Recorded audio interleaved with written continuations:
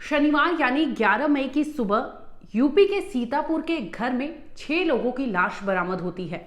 मौके पर पुलिस को सूचना दी जाती है, जिसके बाद आला अफसर तक वहां पहुंचते हैं, मुआयना करते हैं, जिसके बाद ओपन एंड शट केस के मामले में ये देखा जाता है और मामला दर्ज कर लिया जाता है। लेकिन 2 दिन बाद जब इस हत्याकांड को लेकर पोस्टमार्टम रिपोर्ट सामने आती है तो पुलिस के भी पैरों तले से जमीन खिसक जाती है। इतना ही नहीं, विक्टिम के जो परिवार वाले हैं उन्होंने भी इस केस को ऐसा रुख दे दिया जिससे मामला पेचीदा हो गया। दरअसल पहले तो ये ओपन एंड शट केस के तौर पर देखा जा रहा था, लेकिन जैसे ही अंकित ने शिकायत दर्ज कराई और पुलिस में सारे मामले को लेकर खुलासा किया, वैसे पुलिस भी दंग रह गई कि आखिर एक ऐसे केस को वो जिस नजरिए से देख रहे थे, इस मुकदमा दर्ज कराने के बाद पूरा ही कहानी पलट गया। आखिर क्या था पूरा हत्याकांड का माजरा, क्या था और कहानी क्या थी, इस पूरे वीडियो में आपको बताएंगे। नमस्कार, आप देख रहे हैं क्राइम तक, मैं हूं अश्विनी सिंह। दरअसल शुक्रवार यानी 10 मई की बात है, जब प्रियंका अपने बच्चों को लेकर अपने ही घर यानी पति के घर पर आती है। ये लोग रहने वाले यूपी के सीतापुर के थे। हालांकि प्रियंका जो वर्किंग थी, इंश्योरेंस कंपनी में वो वर्क करती थी, जिसके बदौलत वो लखनऊ में काम किया करती थी। अपने काम की बदौलत वो आया जाया करती थी, जिसकी वजह से वो अपने पति से भी मुलाकात करती रहती थी। इसी दरमियान शुक्रवार यानी 10 मई को वो अपने पति के घर आती है अपने तीनों बच्चों को लेकर। जब वो घर आती है तो उसके अगली ही सुबह यानी शनिवार की सुबह उस घर में 6 लोगों की लाश बरामद हो जाती है, जिसके बाद मौके पर पुलिस पहुंचती है और मुआयना करती है तो मामला सामने आता है कि आखिर इस हत्याकांड को कैसे अंजाम दिया गया। हालांकि इसका वीडियो हमने पहले भी दिखाया, जिसमें आपको बताया था कि उसमें 6 लोगों की मौत हुई थी और 5 लोगों की हत्या करने के बाद छठवां जो उस शख्स था वो खुद को गोली से भूनकर मौत के घाट उतार लेता है और उस घर के कमरे में ही उसकी लाश भी बरामद होती है। हालांकि उसने 3 बच्चों को छत पे ले जाकर फेंका था। उसके बाद वो खुद आता है और अपने को मौत के हवाले कर देता है। थाना रामपुर मथुरा के अंतर्गत ग्राम पालापुर से आज सुबह पुलिस को यह जानकारी मिली कि एक व्यक्ति जो मानसिक रूप से विक्षिप्त है, इसका नाम अनुराग सिंह, उम्र 45 वर्ष बताया जा रहा है, इसके द्वारा अपने परिवार के 5 सदस्यों की हत्या करके स्वयं को गोली मारकर आत्महत्या कर ली गई है।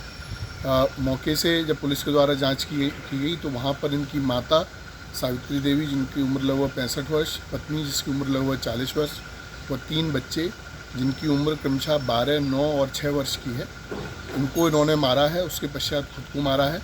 पुलिस के द्वारा एफएसएल टीम के द्वारा संपूर्ण पहलुओं की जानकारी की जा रही है व विस्तृत जांच के पश्चात आवश्यक वैधानिक कार्रवाई की जा रही है। यहाँ तक तो कहानी क्लियर था, सारी चीज़ें क्लियर थी। पुलिस ने भी जो तहकीकात की, शुरुआती जांच में जो प्राइमा फेसी एविडेंसेस मिले थे वो भी यही बता रहे थे कि वो जो शख्स था यानी अनुराग, 45 साल की उम्र थी अनुराग की। अनुराग और प्रियंका दोनों शादीशुदा थे। इनके 3 बच्चे थे, जिनका नाम आरना और आशवी, और उनका जो एक बेटा था वो आद्विक। 3 बच्चों के साथ उसी घर में रहा करते थे। उस दिन कुछ ऐसा होता है जिसके बाद अनुराग, ऐसा पुलिस का अंदेशा था कि अनुराग ने पहले आकर अपनी पत्नी यानी प्रियंका को हथौड़े से मारा, गोली से मारा। उसके बाद उसने उसके सिर को हथौड़े से मारा। इसके बाद वो जाता है अपनी माँ के पास और माँ को भी हथौड़े से कुचल देता है। इसके बाद अपने तीनों बच्चों को ले जाकर छत से नीचे फेंक देता है, जिसमें उनकी मौत हो जाती है। लेकिन इस केस को लेकर जब पुलिस जांच पड़ताल करती है, पोस्टमार्टम रिपोर्ट आने तक की जो वेट होता है, जब पोस्टमार्टम रिपोर्ट होता है तो पूरी कहानी ही बदल जाती है। हालांकि आपको बता दें कि इस हत्याकांड में 6 लोगों की मौत हुई थी, जिसमें से एक चश्मदीद उस घर में मौजूद था। उसका नाम अजीत है, यानी अनुराग का सगा भाई अजीत भी उसी घर में था जिस वक्त इस 6 हत्याकांड को अंजाम दिया गया था।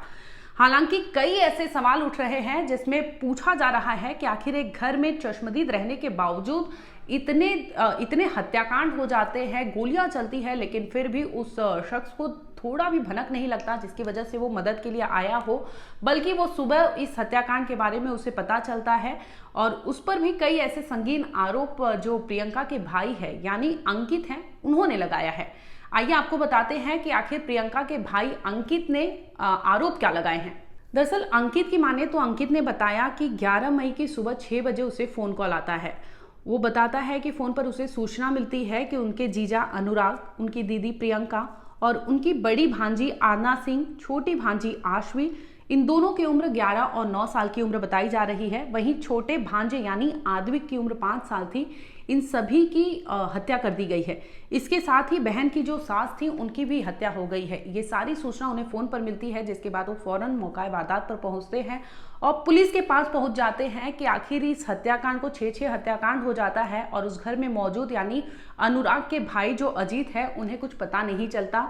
ऐसे में उन्होंने अजीत पर ही सवाल दागे हैं, अजीत पर ही मर्डर के इल्ज़ाम लगाए हैं, जिसमें उनका कहना है कि हो न हो अजीत ने बाकायदा प्लानिंग के तहत इस मर्डर को अंजाम दिया, जिसके बाद ये सारी चीज़ें हुई।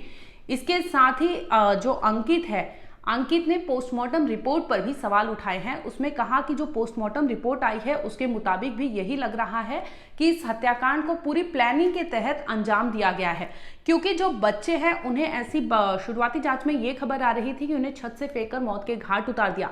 हालांकि हम YouTube गाइडलाइंस के अनुसार सारे विजुअल्स आपको नहीं दिखा सकते, लेकिन पूरे सिलसिलेवार तरीके से आखिर हत्या कैसे हुई और हत्याकांड को अंजाम देने वाले शख्स का क्या है कहानी, वो पूरी आपको बताएंगे।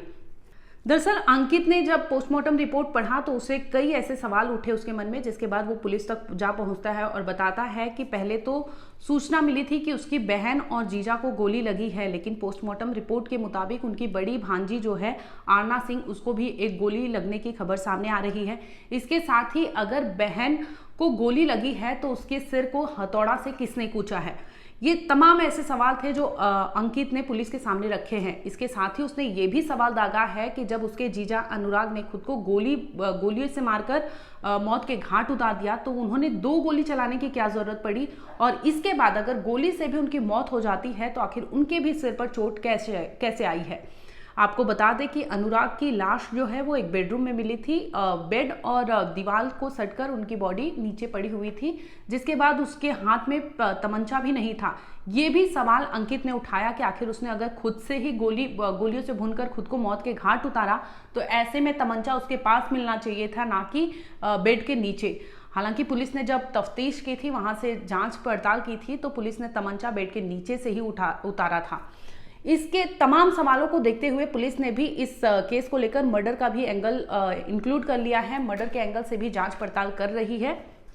आपको बता दें कि प्रियंका के भाई जो अंकित हैं उन्होंने अजीत पर और भी सवाल दागे हैं। उन्होंने कहा है कि जिस वक्त उनकी भांजी यानी जब वो मौका वारदात पर पहुंचते हैं, लोगों से बातचीत करते हैं, तो उसमें उन्हें पता चलता है कि उनकी बड़ी भांजी यानी आरना सिंह और भांजा जो है आद्विक, वो 45 मिनट तक वहां पर जमीन पर तड़पते रहे, लेकिन उनकी मदद करने के लिए अजीत सामने नहीं आता।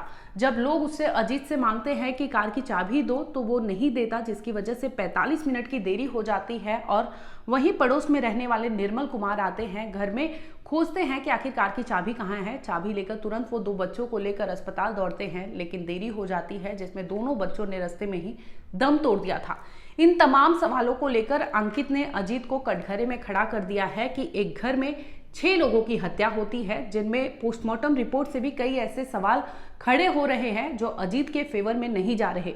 वहीं अजीत से अगर बातचीत किया गया तो उसमें अजीत ने क्या कहा, पहले आपको वो बताते हैं कि आखिर अजीत ने भी क्या कहा। एक और आपने सुना कि प्रियंका के भाई अंकित ने तमाम सवाल अजीत पर दागे। अब अजीत ने इस तमाम सवालों के जवाब में क्या कहा और पुलिस से जब पूछताछ पुलिस ने की तो अजीत ने क्या कहा, पहले वो बताते हैं। दरअसल अजीत ने बताया कि उनका भाई जो अनुराग है वो डिप्रेशन का शिकार था, यानी वो मानसिक रोगी था, जिसकी वजह से हो सकता है कि वो हाइपर होके ये ठोस कदम उठाया हो। इसके साथ ही उसने बताया, जब पुलिस ने पूछा कि उस रात इतने जघन्य अपराध को अंजाम दिया गया, आपके घर में 6 लोगों की मौत हो जाती है, लेकिन आपको पता नहीं चलता, सुबह होने पर आपको पता चलता है कि आपके घर में 6 लाशें हैं। इस पर अजीत ने बोला कि वो रात में घर आया तब झगड़ा हो रहा था। अनुराग और प्रियंका में ये कोई पहली दफा नहीं था कि इनके बीच में झगड़ा हो रहा था। अजीत का कहना था कि इनके बीच झगड़ा हमेशा से रहा था।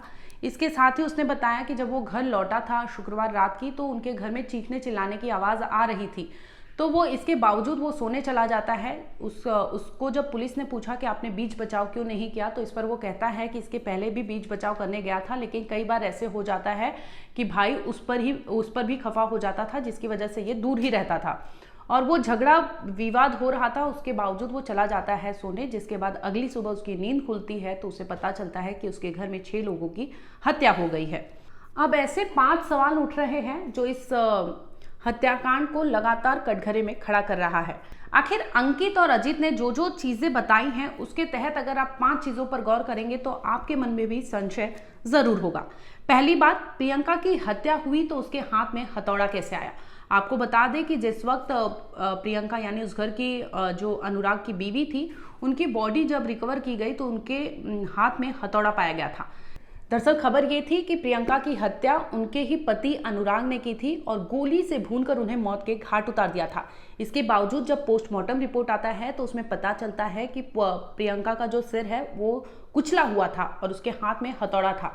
अगर कोई भी अगर अनुराग ने भी उसे मारा होगा तो ऐसे में हथौड़ा उसके हाथ में कैसे था। इसके बाद दूसरा जो सवाल उठता है कि अगर अनुराग मानसिक रोगी था तो ऐसे में वो सिविल सर्विसेज के एग्जाम कैसे पास किया था, बीएससी का वो टॉपर रहा था। तो ये तमाम ऐसे सवाल थे कि वो अगर रोगी था तो ऐसे में ये कैसे क्लियर हो सकता है। इसके साथ ही 100 बीघा जमीन था उनका जो वो खुद ही मैनेज करते थे। हालांकि प्रियंका आना जाना करती थी लेकिन सारी जमीन की ये सारी चीजें खुद अनुराग ही मैनेज किया करते थे। अब ऐसे में तीसरा सवाल ये उठता है कि अगर अनुराग ने खुद को गोलियों से भूनकर मौत के घाट उतारा था तो तमंचा उसके हाथ में क्यों नहीं था, क्योंकि तमंचा जब पुलिस ने रिकवर किया तो वो बेड के नीचे से मिला था। चौथा सवाल ये भी उठता है कि अगर पारिवारिक झगड़ा था, अगर दो भाइयों में भी अगर झगड़ा की बात करें तो अगर 2 भाइयों में भी झगड़ा था तो बच्चे कैसे बीच में आ जाते हैं कि उन्हें मौत के घाट उतार दिया जाता है।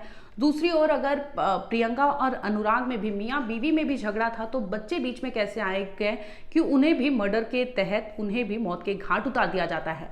अब ऐसे में 5वां सवाल ये उठता है कि इतने भरे पूरे कॉलोनी में ऐसे हत्याकांड को अंजाम दिया जाता है, गोलियां चलती हैं लेकिन फिर भी लोगों को भनक नहीं लगती, जिसके बाद लोग बीच बचाव करने के लिए भी आ पाए। तो ये तमाम ऐसे सवाल उठ रहे हैं कि इस हत्याकांड को मर्डर के तहत बाकायदा प्लानिंग के तहत अंजाम दिया गया है। जो तमाम सवाल उठ रहे हैं इस पर भी पुलिस जांच कर रही है। वहीं दूसरी ओर बता दें कि अंकित ने यह भी बताया कि कुछ ही महीने पहले उसकी बहन जो प्रियंका है उसने बताया था कि उसका जो देवर है अजीत, हो सकता है कि वो उनके मर्डर का प्लानिंग रच रहा हो। ये बहन ने बकायदा अपने भाई को ये चीज़ें कुछ महीने पहले बताई थी। वहीं दूसरी ओर अगर मोहल्ले की बात करें तो मोहल्ले के लोगों का ये कहना था कि परिवार में कोई भी ऐसा झगड़ा रगड़ा नहीं था, दोनों खुशहाल थे, परिवार अच्छे से रह रहा था। तो ऐसे में जो विवाद का जड़ अजीत बता रहा है तो वो भी सवाल निशान खड़ा करता है कि क्या वो सच है।